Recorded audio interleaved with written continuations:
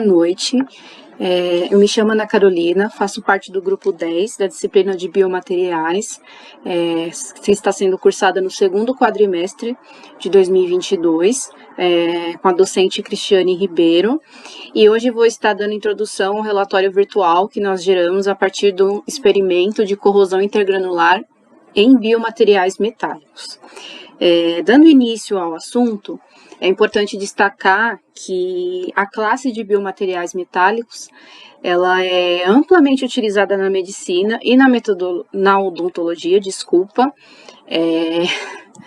como materiais de diversas aplicações. Dentre elas a gente pode citar as próteses parciais totais de quadril, os arcos odontológicos utilizados em aparelhos, pinos de sustentação, substituição de tecidos e etc. Apesar disso, a classe de biomateriais metálicos merece uma atenção especial quanto à vulnerabilidade do metal à corrosão, né, devido ao seu perfil de ligação, né, a ligação metálica, que gera todo um cenário de nuvem eletrônica e muita condução, uma diferença de potencial e, por consequência, a susceptibilidade à corrosão. E é importante sempre tentar minimizar ao máximo possível esse tipo de cenário, para que não se gere tanta corrosão a ponto de estressar o organismo hospedeiro e esse organismo hospedeiro vir a acabar passando por algum processo infeccioso, por exemplo, que leve até a retirada do material do organismo por intolerância e rejeição, né? Quando a gente fala de biomateriais, um tipo de corrosão que merece destaque é a corrosão que acontece de forma intergranular. Acontece simplesmente pelo fato da diferença de potencial, né, entre os átomos envolvidos na composição dos aços ou das outras classes de metais utilizadas, né, como biomateriais metálicos. Esse tipo de corrosão, ela ocorre preferencialmente nas regiões entre os contornos de grão, né, por isso a expressão intergranular. E no caso dos aços inoxidáveis austeníticos, que são os aços que nós vamos analisar nesse relatório, a corrosão intergranular ela ocorre através de carbonetos de cromo, numa faixa de temperatura que vai de 450 a 900 graus Celsius, gerando a sensitização. Devido a uma grande variedade que nós temos no mercado de materiais metálicos e devidas em muitas aplicações, foram surgindo muitas normas que visam determinar parâmetros mínimos para que se obtenha materiais de qualidade para devidas aplicações. Um exemplo de norma é a STM F138. Essa norma, ela descreve a composição, características mecânicas e microestruturais do aço inoxidável 18 cromo, 14 níquel, 2,5 molibdênio. E, por fim, no caso de estarmos utilizando biomateriais metálicos, temos que estar sempre cientes, né, da vulnerabilidade daquele material à corrosão. Então, o objetivo desse trabalho foi compreender a importância desse tipo de ensaio, né, para determinar a vulnerabilidade à corrosão dos materiais, familiarizar-se com as metodologias utilizadas em laboratório e detectar essa vulnerabilidade em dois aços inoxidáveis austeníticos específicos, analisando os resultados obtidos.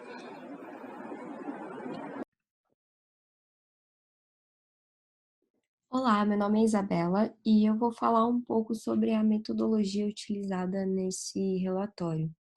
Primeiramente, foram preparadas as amostras, então, como objetivo desse relatório era compreender a corrosão entre dois tipos de aços inoxidáveis austeníticos, foram selecionados os aços, então, que foram a ISI-316 e o 316L.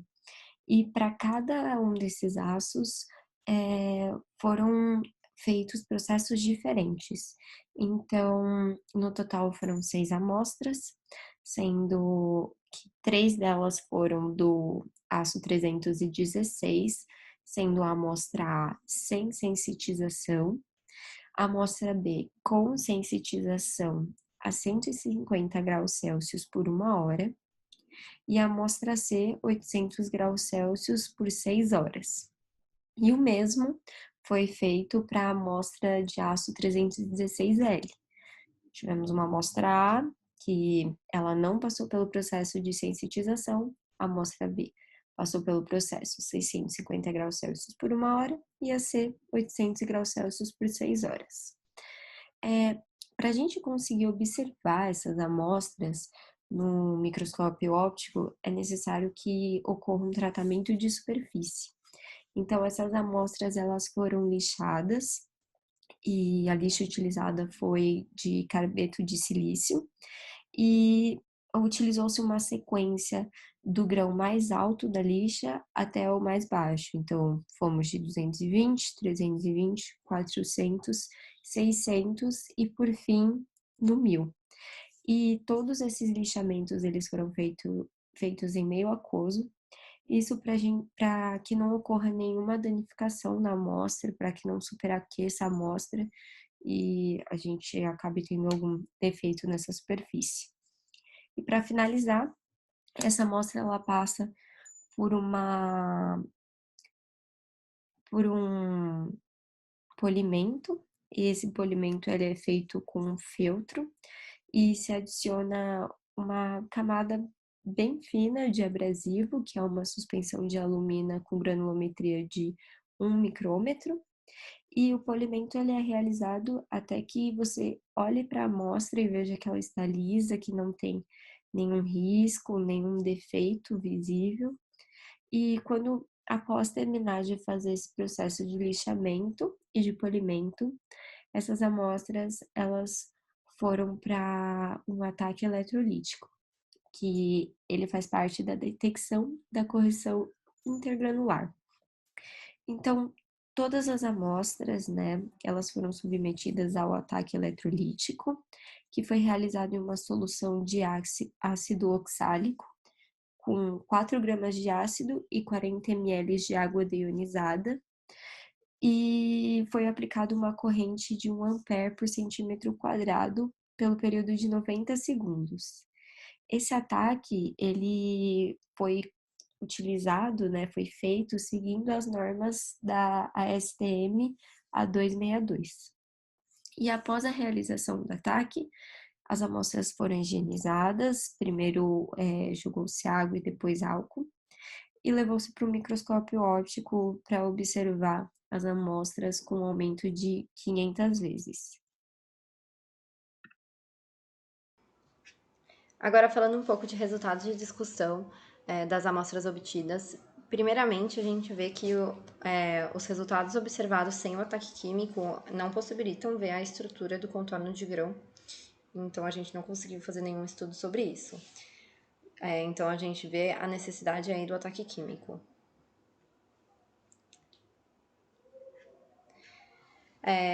Primeiro a gente vai começar aqui pelas amostras de aço austenítico 316.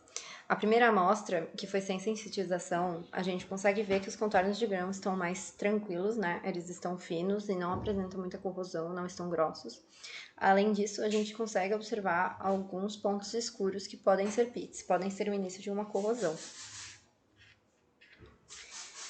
Já com o tratamento de sensitização de 1 hora a 650 graus, a gente consegue ver aqui na imagem que os contornos de grão ficaram um pouco mais grossos.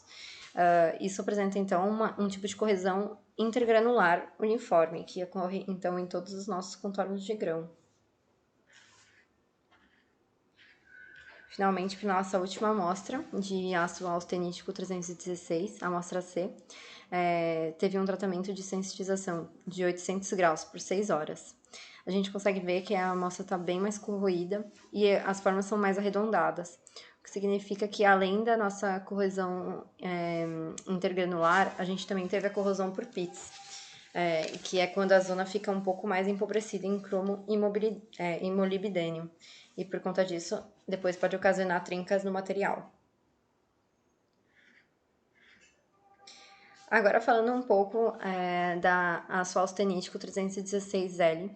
Quando ela tá a amostra A, sem tratamento de sensitização, a gente consegue ver também esses contornos de grão mais finos e aparentemente a ausência de corrosão.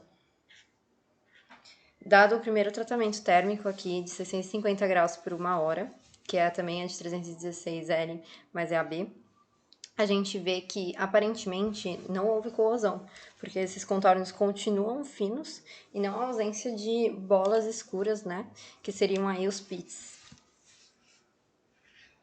Finalmente, aqui, quando a gente dá uma olhadinha nessa mesma amostra, só que por mais tempo, então 6 horas e maior temperatura, 800 graus, a gente consegue ver a corrosão localizada de pits, que são essas bolas escuras aí na amostra. O que significa que a amostra de 316L, ela precisou de mais temperatura e mais tempo, né, para conseguir fazer a corrosão. Isso é bem justificável pelo fato da amostra, pelo aço austenítico 316, sem ser o 316L, o 316 ele apresenta mais carbono. Então, isso significa que existe mais carbono, maior teor de carbono aí, que pode se difundir, indo para os contornos de grão, né, que tem a energia mais elevada. E aí, eles conseguem se depositar lá, formando os carbonetos de cromo. Então, isso justifica que a amostra 316 ela apresenta mais corrosão do que a amostra 316L. Olá, meu nome é Henrique. Continuando a falar do relatório, vou falar sobre a metodologia adotada. E a metodologia adotada no relatório é baseada na norma STM A262, práticas padrão para a detecção de susceptibilidade ao ataque intergranular a ácidos inoxidáveis austenísticos, né? No caso do teste, o relatório está descrito na prática A dessa norma, que é o ataque eletrolítico com ácido oxálico, né? E as classificações das estruturas encontradas após esse ataque eletrolítico na microscopia óptica, ela segue também o que está disposto na norma, né? Encontrado no STEPS, DITS e PITS. Devido à conformidade com a norma, o método é considerado adequado para o material que está sendo analisado. Mas, para fazer a análise de sustentabilidade dos biomateriais completa, mesmo para ter todos os resultados, é necessário aplicar todos os procedimentos que possui a norma, que são 5 práticas, né? A, que é a que a gente foi dita no vídeo e no relatório, a B, C, E e F, que são práticas de ataque intergranular utilizando ácidos, ácido nítrico, ácido sulfúrico, alguns ácidos, para medir a susceptibilidade dos biomateriais. A norma STM F138 são os padrões para especificação de forja para barras e fios de implantes cirúrgicos de 18,14, níquel 2,5. Né? Ela estabelece padrões para os componentes de composição do aço, né? Especialmente eles destacam o crômio, o molibdênio e as suas tolerâncias, né? Porque a quantidade tem que ser exata para que possa ser caracterizado como cirúrgico, né? E essas especificações corretas, elas são utilizadas para fabricar barras e fios para implantes cirúrgicos. Agora eu vou falar um pouco sobre a conclusão, né? Com o relatório, olhando todas as análises, né, os resultados, tem-se que a corrosão maior ocorreu no aço 316, pois ele apresenta maior teor de carbono, né? E na sensitização ele acaba liberando uma maior quantidade de carbeto de cromo, né? E aí com isso, como ele ele tem uma maior corrosão, a corrosão dele é mais delocalizada, intergranular, e forma alguns pits. Também forma duals, né, algumas outras coisas. Já a corrosão presente no ácido 316L aconteceu com o maior tempo de tratamento de sintetização, porque o ácido 316 tem bem menos taxa de carbono. Então ele tem que ter mais sintetização e a corrosão dele é mais localizada, só ocorrendo em pits, né? Com isso, nós vimos a importância de testar os biomateriais, pois precisam apresentar um comportamento mecânico adequado à função que se desempenha, né? Ser inerte, do ponto de vista químico, e biocompatível com o organismo. Suas propriedades físicas, elas precisam ser conservadas, porque quando eles são implantados no organismo, estão expostas aos efeitos corrosivos, né, do ambiente fisiológico, devido aos tecidos, aos fluidos corporais, né, células, né, e no caso de um trauma ou infecção, a corrosão muitas vezes é aumentada devido à presença de micro-organismos, né, vírus, bactérias, fungos. Com o processo de passivação das ligas metálicas, o risco de fratura devido à sintetização, levando ao aumento da corrosão intergranular dos materiais em condições normais, ela é diminuída, né? Ela caiu bastante, essa taxa de corrosão dos biomateriais usados em plantas, né? Devido aos estudos e testes realizados, conforme essa norma, a STM, melhorando a confiabilidade do biomaterial utilizado. As referências bibliográficas que a gente utilizamos foram essas. E agradecemos pelo trabalho.